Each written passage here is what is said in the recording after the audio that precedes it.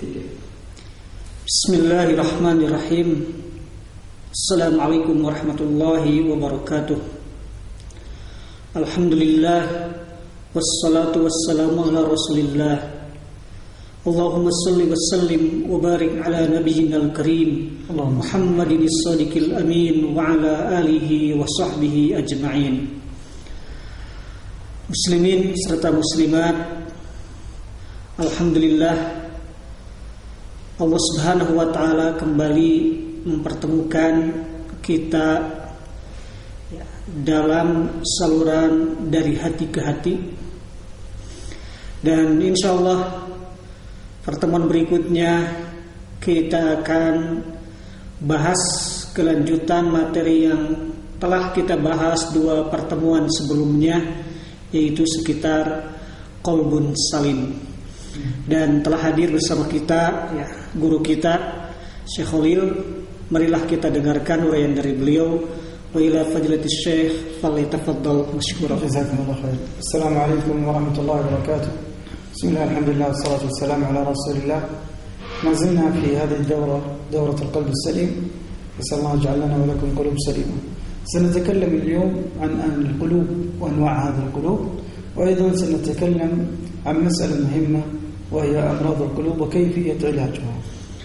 Ya, setelah hamdalah dan salawat, beliau menyampaikan insyaallah pada pertemuan yang ketiga ini kita masih membahas tentang qalbun salim, dan yang akan kita bahas pada pertemuan sekarang adalah macam-macam hati, dan yang kedua adalah hal materi yang paling penting buat kita semua, yaitu tentang penyakit-penyakit hati. Nah, al-qulub thalatha.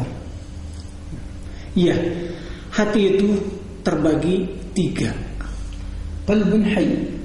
Yang pertama adalah hati yang hidup. Qalbun mayyit.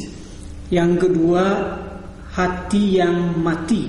Qalbun marid. Dan yang ketiga adalah hati yang sakit. نعم، القلب الحي هو قلب المؤمن الذي يعمل الصالحات ويترك السيئات. Hati yang hidup tentunya adalah hati milik orang-orang yang beriman, yang mereka senantiasa melaksanakan amal-amal soleh dan meninggalkan amal-amal yang buruk. وكلما ازداد المؤمن فعل الصالحات وترك السيئات كلما ازداد إيمانا وكلما ازداد قلبه حياة. Iya, setiap bertambah amal soleh seorang mukmin, maka bertambah pula keimanan. Dia juga akan semakin hidup hatinya. وسبحان الله، كلما ازداد إيمانا كلما الشيطان ضعفت رغبته في إغواء هذا المؤمن.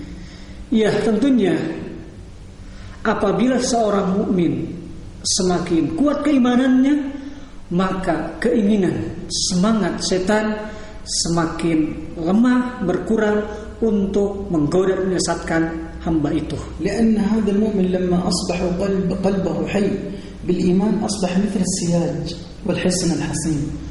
Ya, karena setiap mukmin apabila semakin kuat keimanannya, bertambah amal solehnya, maka itu bagi dia seperti tameng, seperti penjaga. هذا القلب الأول. Yaitulah hati yang pertama. وهو القلب الحي. Yaitu hati yang hidup. القلب الثاني. Kemudian hati yang kedua, القلب الميت, adalah hati yang mati. وهو قلب الكافر والمنافق. Ini adalah hati milik orang-orang kafir dan munafik. نعم، لأنه لم يذكر الله. Karena tentunya dia tidak zikir kepada Allah. لماذا مات هذا القلب؟ لأنه أظلم بالكفر والنفاق. Mengapa hati ini mati? Karena hati ini gelap dengan kekufuran dan kemunafikan. وهذا القلب الميت لا يمكن أن يحيا إلا أن يدخل صاحبه في الإسلام وأن يترك هذا النفاق. Nah, muncul pertanyaan, bagaimana agar hati ini hidup? Nah, hati ini bisa hidup dengan cara pemiliknya masuk iman, masuk Islam dengan meninggalkan kekafiran dan kemunafikan. وهذا القلب الميت الشيطان لا يطمع فيه. Ya tentunya hati yang mati ini setan tidak butuh. Ya. نعم. لماذا لا يطمع في هذا القلب؟ لأنه خرب. Ya, karena mengapa setan tidak butuh ini? Karena hati ini sudah rusak, sudah hancur. نعم. ولذلك قال أهل العلم هذا مثل اللص لا يطمع في البيت الخرب لأنه لا يجد فيه شيئا. Iya. Iya, seperti ada ungkapan ini bagaikan seorang pencuri. Seorang pencuri itu dia tidak pernah merasa cukup, tidak pernah merasa puas dengan yang ada di rumahnya karena dia melihat rumahnya tidak apa-apanya. القلب الثالث. Kemudian hati yang ketiga, القلب المريض. hati yang sakit. نعم. وهذا القلب المريض هو قلب المؤمن الذي يقترف بعض السيئات والمعاصي. Iya. Hati yang sakit adalah hati orang mukmin yang tentunya mereka melakukan kemaksiatan dan hal-hal yang buruk. حي بالإيمان لأنه آمن بالله. Hati itu hidup dengan iman tentunya karena pemiliknya beriman kepada Allah. مريض لأنه هناك بعض الشهوات والشبهات.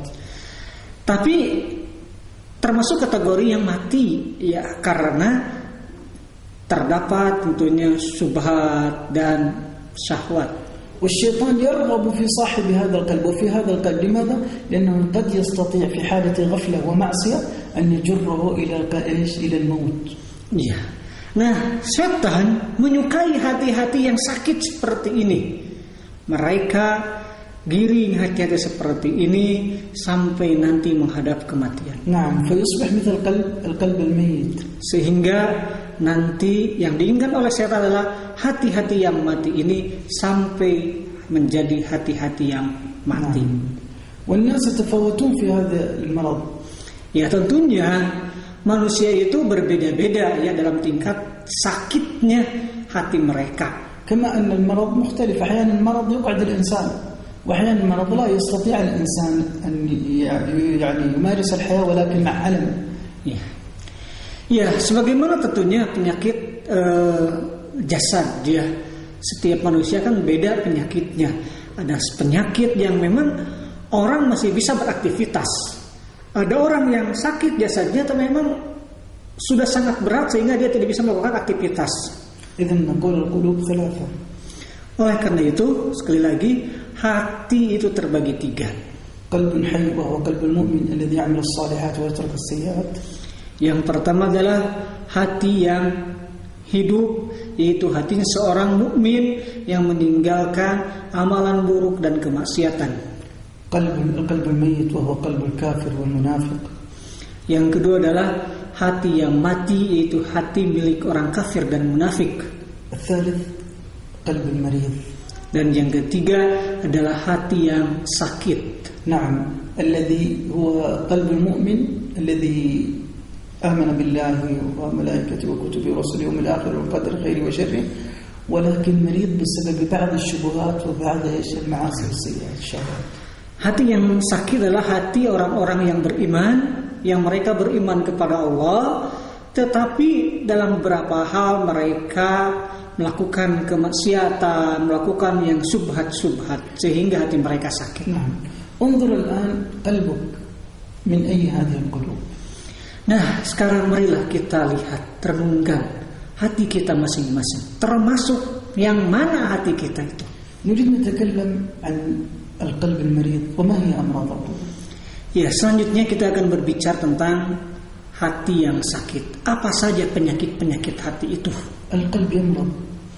Hati itu bisa sakit. ولكن نحن يعني نتكلم عن شيء عجيب. نحن إذا الجسد مريض نسارع مباشرة إلى علاجه. Ada kebiasaan yang cukup aneh bagi kita semua. Apabila kita merasa jasad kita sakit, kita cepat untuk mengobatinya. ولماذا إذا مرضت قلوبنا نسارع في علاجها وبرئها؟ Tetapi tatkala hati kita sakit, mengapa kita tidak segera untuk mengobatinya, untuk menawarkannya? نعم. هل تحبون تعرفون ما هي أمراض القلوب؟ Mau tahu apa saja penyakit-penyakit hati itu? وكيف نعالجها؟ Dan bagaimana cara mengobatinya? نعم. القلب يعرض له مرضان. Iya, hati itu biasa dikenai dua penyakit. الأول مرض الشبهات. Penyakit yang pertama adalah asyubuhat, kesamaran. نعم. والثاني مرض الشهوات. Dan yang kedua adalah asyahwat, syahwat. مرض الشبهات قد يجعل الإنسان ينحرف في اعتقاده. Ya, penyakit syubhat itu bisa saja menyebabkan seseorang menyimpang dalam keyakinannya. وقد يخرجه من الملة. Bahkan bisa saja membuat orang keluar dari agama. أما أمراض الشهوات فهي قد توصل بالإنسان إلى سوء الخاتمة والعياذ بالله. Ya, adapun penyakit syahwat itu bisa menyebabkan seseorang mendapatkan su'ul khatimah. Na'udzubillah. Idzan amr khatir. Jadi sesuatu hal yang sangat berbahaya sekali. وقد لا يسلم الإنسان من هذه الأمراض. Mungkin manusia tidak mampu menghadapi penyakit ini. خاصة مع كثرة الفتن في هذا الزمان. Terutama ya ditunjang dengan banyaknya fitnah-fitnah di zaman ini.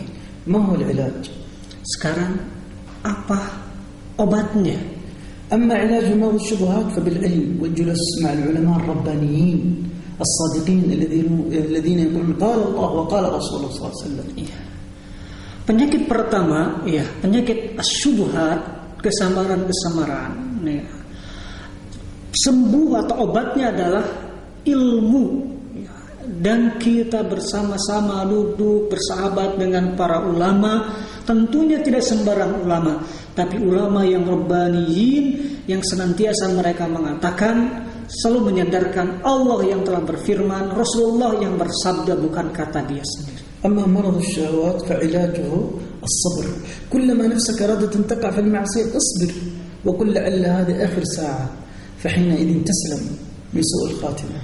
Ya, yang kedua penyakit syahwat, obatnya adalah sabar. Nah, di saat atau setiap kita misalnya didorong oleh hal-hal yang menjerumuskan kita berkaitan dengan syahwat, maka kita harus senantiasa bersabar menghadapinya. فإذا تعلمت كل يوم وعملت بعلمك وصبرت كل يوم وكل لحظة عن المعاصي سيتعافى قلبك من أمراض القلوب. Ya, apabila setiap hari kita belajar, setiap hari kita mengamalkan ilmu, setiap hari kita bersabar, maka insya Allah hati kita akan bebas dari penyakit-penyakit hati tadi. نعم. وإذا عفيت من أمراض القلوب وأمراض فإن قلبك سيصبح حي. Ya, tentunya apabila hati kita bebas dari penyakit-penyakit yang tadi, insya Allah hati kita akan menjadi hati yang hidup. نعم. نلخص هذا. Ya, kita simpulkan. نعم. نقول القلوب ثلاثة. Tadi disampaikan oleh beliau, hati itu terbagi 3 macam. قلب حي. Hati yang hidup. من عمل الصالحات وترك السيئات. Yaitu orang yang senantiasa melaksanakan amal soleh dan meninggalkan kemaksiatan. وهو قلب المؤمن. Dan inilah hati orang beriman. الثاني قلب الميت.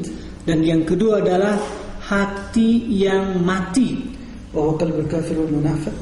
Yaitu hati milik orang-orang kafir dan munafik. الثالث قلب المريض. Dan yang ketiga adalah hati yang sakit. نعم. وهو قلب المؤمن. Yaitu hati orang yang beriman. الذي عنده بعض الشبهات وبعض أو يقترب بعض السيئات. Yaitu hati orang yang beriman yang memiliki atau melaksanakan hal-hal yang syubhat, hal-hal yang buruk. Amradul qulub ithnan. Penyakit hati ada 2. Naam, asy-syahwat. Yang pertama adalah syahwat. Wa ilaju dzalika al-'ilm wal 'amalu bihi. Syubhat. Asy-syahwat ilajuha, asy-syubhat ilajuha al-'ilm. Yang penyakit yang pertama adalah asy-syubhat, ya, kesamaan-kesamaran, dan obatnya adalah ilmu. Thumma asy-syahawat wal 'iyadzu billah. Dan yang kedua adalah penyakit syahwat. Alhamdulillah. Naam, wa ilaju dzalika as-sabr wa an taj'al al-lahza allati fi akhir lahza hatta la tatika al-maniyya wa anta 'ala ma'siyah. Ya, dan obatnya tentunya adalah kesabaran, sabar terus sampai nanti mati menjemput kita, sehingga kita menjadi orang-orang yang husnul khatimah. وأسأل الله أن يوفقنا وإياكم إلى قلوب سليمة وما زلنا نعيش مع هذه الدورة وإلى الحلقة القادمة في الأسبوع القادم إن شاء الله. Ya, mudah-mudahan ya kita mohon kepada Allah memberikan rezeki kepada kita berupa hati yang hidup.